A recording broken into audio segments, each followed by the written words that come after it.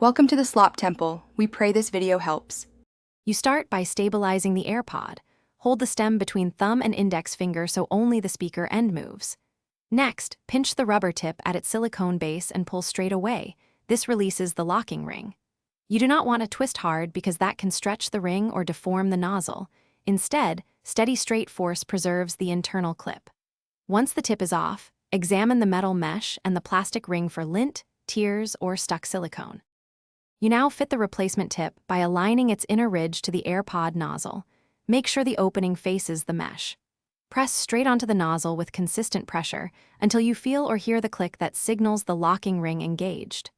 Once clicked, rotate the tip gently to confirm a full seat and that the outer flange sits flush with the speaker housing.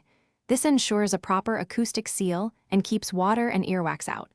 If it resists, back off and realign before pressing again. You finish by verifying fit. Give the tip a gentle tug. It should not come off. Then play audio at low volume to check for a solid seal and balanced sound. A bad seal causes thin bass.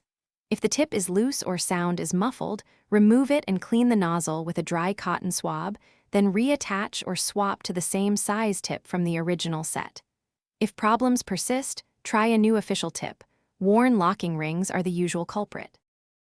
Thanks for watching. Consider subscribing if we helped you.